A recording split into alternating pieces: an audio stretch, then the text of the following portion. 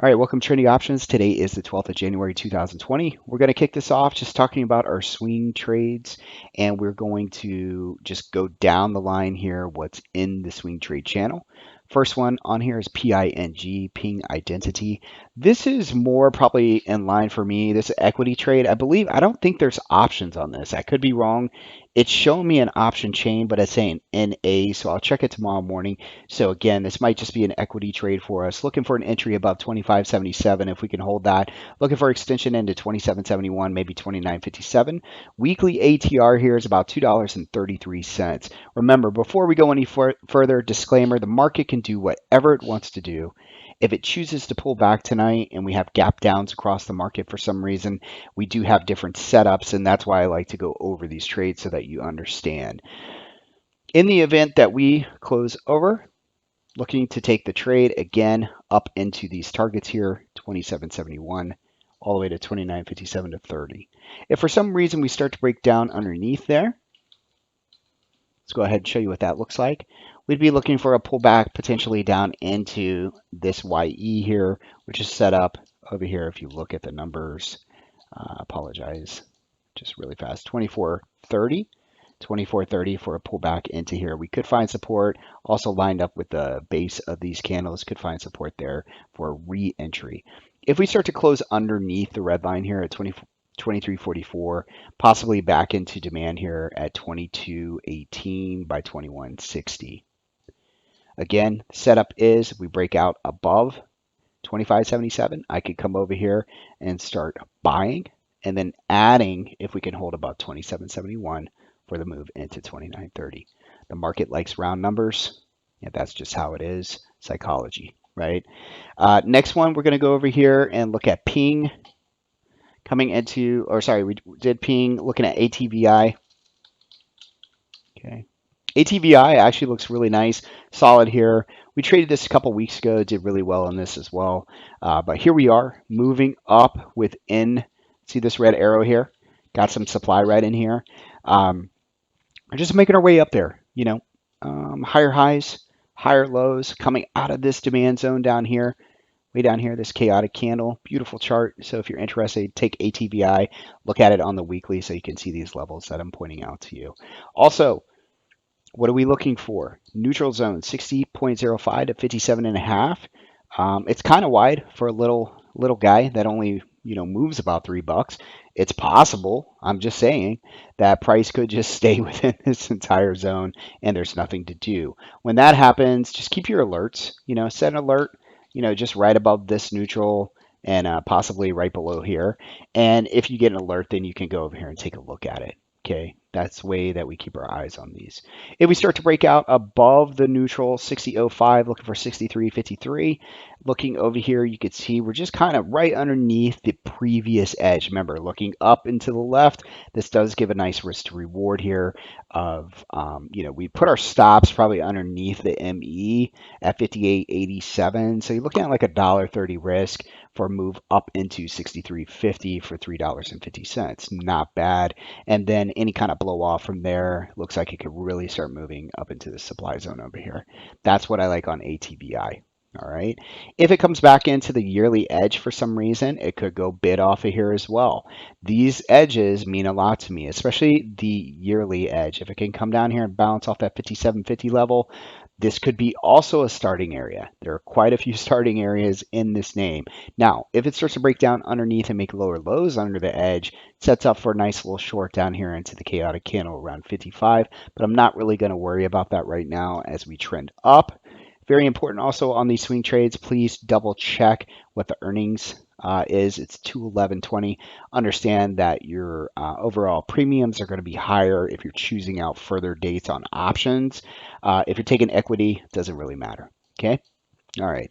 So that's what we're looking at, ATVI. Let's go ahead and move down the list here. Lennar, absolutely incredible. If you've been with me for over the last couple of years, you know that I spotted Lennar down here in demand back in the day when this thing was only trading right in this area. So very nice moves coming out of here. It came into demand, pulled back neutral, went back green. You can see how it's obeying these edges very nicely. It did pull back into these lower, look down into the left to these edges. It found demand there. That's incredible, right? Not really. You guys have seen this so many times. Um, sorry. And then, and then you got this, right? Nice little break there. So what are we looking for? This comes right into the education piece that I just pushed out on identifying breakouts and breakdowns, which ones are false and which ones aren't. So let's look at this a little bit closer. You can see here, is it worth it? I'm looking up and to the left. Okay, little double top there at 60, 50, 60, 60. So if we take this, the way that I want to approach this myself is front running it. So I'm going to come in a little bit slow because of this guy right here, because it's so close, and we could get a rejection off of this. Maybe. Okay, we got real close to it the other day. Okay, but I want to be careful. So let's just say that my normal allocation, these are hypothetical, 500 shares, maybe 100 shares. Wait for it to hit here, see what kind of reaction it has, starts to pull back. If it gets back over it, add in another 200 shares, try to ride this up into our next target, 61.98. Then we could trim if we want 150 shares. If it starts building some more, then we could jump right back in for that awesome move into 64.79. Okay.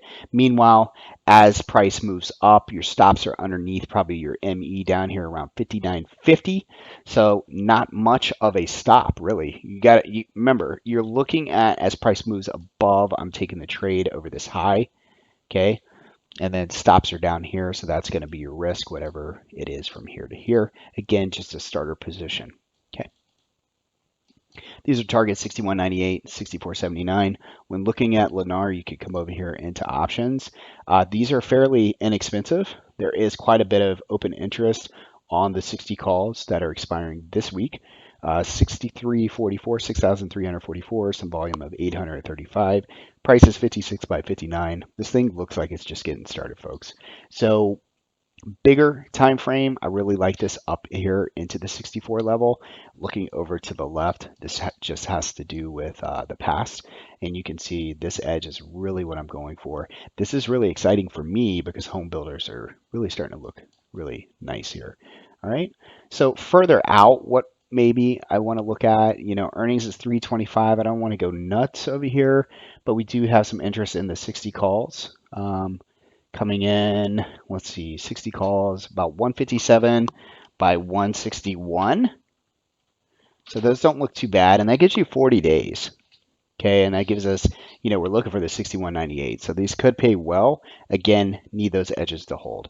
Let's move over into our next name here. I want to put Amazon on here just because, it's like my stepchild. I really want to take care of it, do the best I can to keep an eye on it.